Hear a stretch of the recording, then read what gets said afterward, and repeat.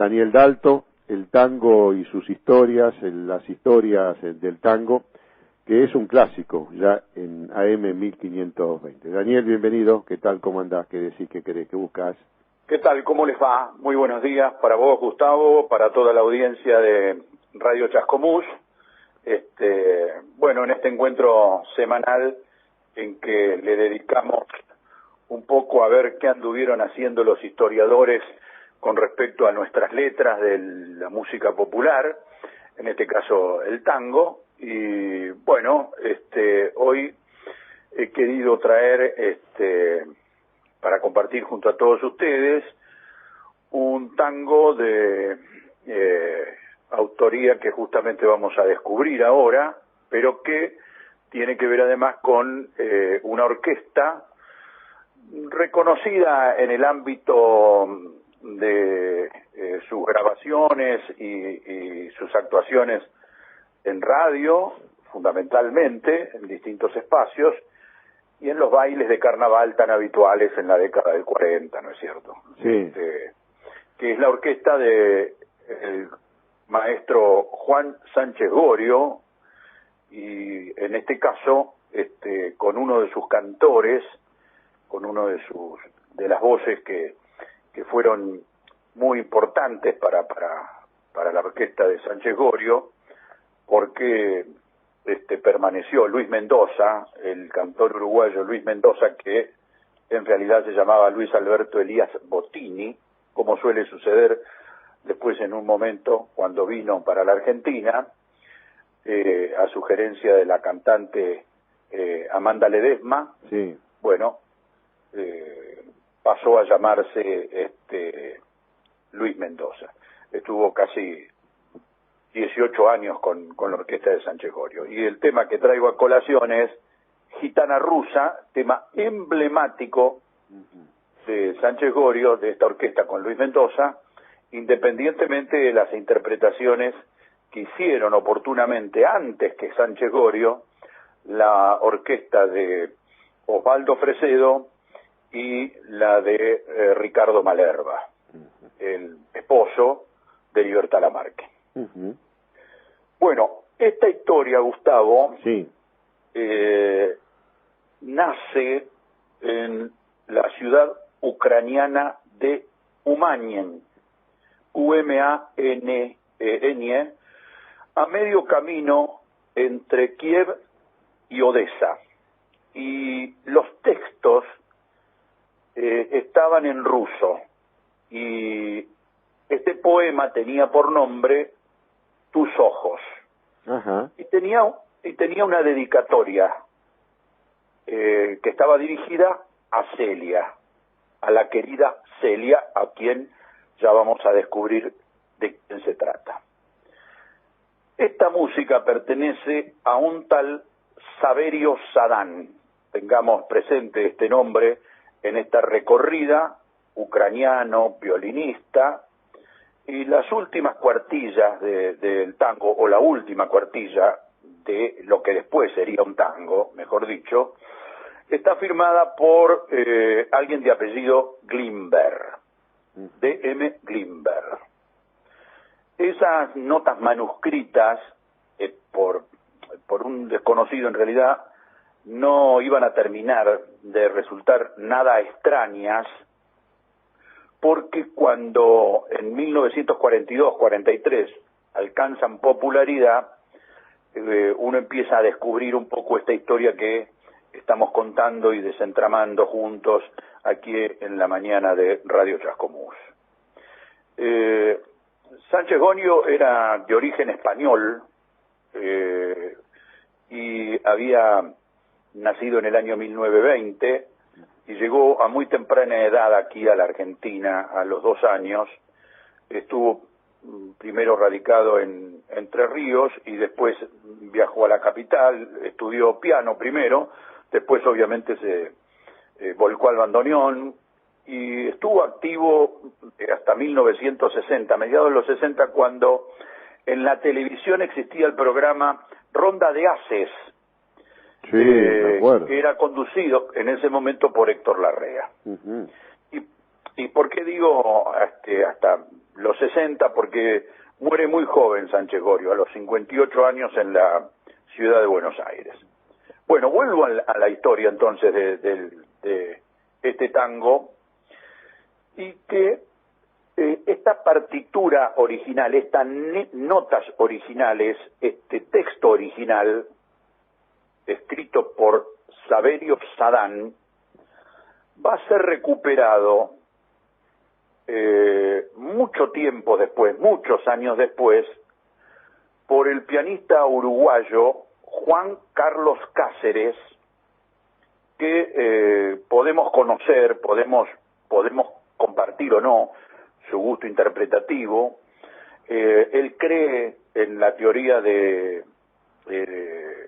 la teoría negra del tango, es decir, él cree que el candombe es el padre de la milonga. Sí, sí. Y toma a la milonga como la madre del tango. Esa es una síntesis un poco por allí abrupta, por llamarlo de alguna forma, de cómo definir qué cree Cáceres con respecto al tango. Tiene unos cuantos CD grabados: Tango Negro, Tango Retango, Toca Tango, sobre todo tangos de finales de la década del 90 y principios del 2005. Ya voy a volver a Juan Carlos Cáceres. Esta situación de estas letras, de estos versos escritos por Saverio Sadán, derivan en que su esposa, la mujer con la que vivía y con la que había tenido un hijo, Demetrio Sadán, que se iba a dedicar al periodismo, ella lo abandona porque tiene que emigrar de Ucrania y se viene a la Argentina. Demetrio Sadán iba a trabajar en la sección cables del diario Crítica, o sea, el hijo de Saverio Sadán había nacido en 1910. Cuando su madre lo abandona a los pocos meses de separarse de su padre, Saverio, que era un judío naturalmente, y violinista, como les decía al comienzo, bueno, en un momento determina, tras la Revolución Rusa, mandar a su hijo Demetrio, aquí de muy pequeño, con 11 años, a que se reúna con su madre en la Argentina y obviamente seguir su vida. Hizo sus estudios y cuando terminó de lo que se llamaba por aquel momento el Liceo Internacional de Olivos, él ingresa al diario Crítica, como les puntualizaba. Allí conoce a una señorita. Esa señorita se llama Celia Piva, y aquí retomo lo que les decía hace un ratito, cuando ese poema que había escrito, en este caso su suegro, Saverio Sadán, Tus ojos, tiene esa dedicatoria a su querida Celia.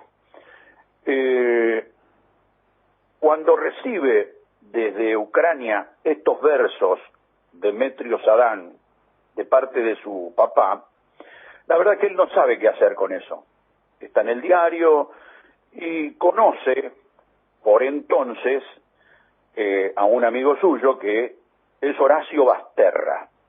Horacio Basterra lo vamos a conocer en la historia del tango con el nombre de Horacio Sanguinetti, autor de muchos temas, Nada, Tristeza Marina, Barro, Los Despojos, es decir, un prolífico autor.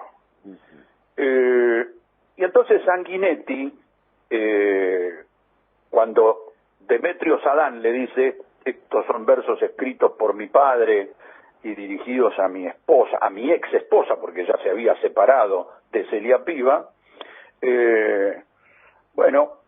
decidió llevarla Sanguinetti a Sánchez Gorio, y ambos le adosan una letra y lo registran con el nombre que nosotros conocemos al día de hoy, Gitana Rusa, que poco tienen que ver esos versos con aquellos que había escrito en su origen Saverio Sadán bajo el título de Tus ojos, porque su protagonista, en este caso, en este tango, es una gitana rusa, naturalmente, dice, como la letra del tango, que busca por las tabernas a su cosaco, pero ya no podrá encontrarlo, naturalmente, porque dice, se suicidó arrojándose al Don. Al Don, un río de la Rusia europea, que desemboca en el mar de Azov y que tiene una extensión casi de 1800 y pico de metros. Bueno, Sánchez Gorio retoca mínimamente las notas y registra entonces con Sanguinetti esta pieza como propia, que iba a convertirse en lo que les decía al principio, en la voz de Orlando Medina con Ricardo Malerba y Oscar Serpa con Osvaldo Fresedo, en un tema aceptado, pero que iba a terminar de convertirse naturalmente en una verdadera pieza de colección para la orquesta de Juan Sánchez Gorio, del bandoneonista español, cuando es interpretado por Luis Mendoza, porque logra una enorme aceptación en el público. El tiempo quiso, desaparecidos uno y otro, que Cáceres un día le entrega al periodista, escritor y economista Julio Nudler en un café precisamente la partitura original, los versos originales, rescatados por parte de su hija, que en este caso era la esposa de Juan Carlos Cáceres, que no había resultado ser otra que la hija de Demetrio Sadán. Entonces esos versos originales se vuelven a recuperar, pero quedan justamente en el rescate toda esta historia que yo les he narrado a ustedes de cómo unos sencillos versos escritos en Ucrania bajo el nombre de tus ojos se terminaron convirtiendo en este afamado tango, e insisto, en la orquesta del maestro Juan Sánchez Gorio con la voz de Luis Mendoza, llamado Gitana Rusa. Prolífica, naturalmente, insisto, en sus versiones y muy escuchada en la radio por allá por la década del 40 y del 50, hasta que permaneció la orquesta. El recuerdo, entonces, de las curiosidades que va despertando en los historiadores y que nosotros rescatamos, que tiene que ver naturalmente con la historia de nuestras letras. Un tango popular en las orillas del Río de la Plata, pero que tiene su origen, su nacimiento en Ucrania, en estos días, en estos tiempos tan mencionado el país en guerra, ¿no?, con Rusia justamente. Sí, Daniel, a propósito, vos hablabas de distintas versiones, y antes de escuchar el tango por Luis Mendoza con la orquesta de Sánchez Gorio, también hablabas de Orlando Medina con la orquesta de Ricardo Malerba, y me parece que también hay una de Oscar Serpa con Osvaldo Fresedo. ¿Se puede hacer alguna diferenciación de estas versiones, de estas interpretaciones? Mira, bueno, son, para mi gusto, es una versión muy bailable. Lo que a mí particularmente, pero yo te voy a hablar de un gusto personal. Sí. A mí me gusta mucho cómo suena la orquesta de Ricardo Malerba, y naturalmente el estilo romántico, todavía más aún, de Osvaldo Fresedo, le han dado una impronta en su momento a esos versos. Pero cuando vos escuchás, vuelvo a insistir, es absolutamente personal. Sí. Escuchás la versión de Sánchez Gorio con Luis Mendoza, le da solamente en el aspecto interpretativo de la orquestación que Sánchez Gorio logra precisamente con sus arreglos, un estilo absolutamente particular, un estilo que hace bien identificatoria por su rítmica la formación orquestal que él tenía, y intérprete que calzó como anillo al dedo el uruguayo Mendoza, independientemente de que tuvo otro caballito de batalla como cantor que fue Osvaldo Bazán, entre otros. No, Sánchez Gorio, y probablemente aquí tenga que ver mucho la forma en que fue su estudio musical a través del director de orquesta José Tinelli, que por ahora no tiene nada que ver, diríamos, con el conocido y afamado conductor de TV. Sí. Tinelli fue de aquellas formaciones que no lograron la natural popularidad, por llamarlo de alguna forma, pero que tiene que ver con la formación de enormes músicos que tuvimos en el Río de la Plata o en nuestro país o en el Uruguay, por ejemplo, ¿no? Por ser caprichoso en la mención de quienes más fogonearon por esta zona nuestra música popular, el tango. Sí. Y eso también me parece que tiene una repercusión en lo que fue después la orquesta de Sánchez Gorio en su calidad de bandoneonista. Insisto, de las dos anteriores, entre Medina y Serpa, que son dos muy lindas versiones, yo si tengo que elegir una me quedo con la de Medina, pero si tengo que elegir una por sobre todas las demás, siempre voy a elegir esta, la de Juan Sánchez Gorio con Luis Mendoza. El tango es absolutamente identificable porque Sánchez Gorio y Medina lograron precisamente esta pieza. Bueno, ¿cuánto tiene que ver el Uruguay con el tango, no? Y bueno, es inevitable. Desde la discusión que perdura hoy, sí, perdura hoy sobre el nacimiento de Gardel, por ejemplo, sí, es absolutamente curioso, pero bueno, son enorme la cantidad de intérpretes y voces que han tenido relevancia en nuestra música popular en función precisamente de compartir estas tierras separadas, digo yo, por naturaleza, por el Río de la Plata, pero que nos cobijan como un sentimiento casi único, ¿no? Vos sabés que, sí, bueno, muchos sitúan el nacimiento de Gardel en Francia, Gardés, pero bueno, sí, no, se seguirá discutiendo. Yo creo que el nacimiento históricamente está demostrado que de Gardel es en Francia. Claro, eso es indiscutible. Ahora lo que sucede, y los invito, si tienen disponibilidad en este tiempo de tan vapuleado reclamo sobre la cultura en la Argentina y los aspectos que tienen que ver en estos días que se están llevando a cabo la Feria del Libro, digo, hay un libro reciente, nuevo diríamos, de edición de estos años, escrito por Felipe Piño, una historia de recopilación extraordinaria sobre Carlos Gardel, que dejan en claro algunas cuestiones, porque hay historiadores, naturalmente, que han buceado profundamente sobre la historia de nuestro ícono popular y que tienen que ver con diferentes cuestiones de por qué se acredita la situación de Gardel en algún punto como nacido en Uruguay. Habría que remontarse a aquellos años, comienzos de los 1900, en donde muchas circunstancias del devenir diario eran consideradas faltas graves en espacios públicos. Bueno, Gardel, que estuvo detenido en su, diríamos, precoz niñez, casi adolescencia, en su prontuario, entre comillas, aparece precisamente esta detención por actuar en banditas. Estoy simplificando para no llevar demasiado tiempo. Entonces, cuando Gardel necesita,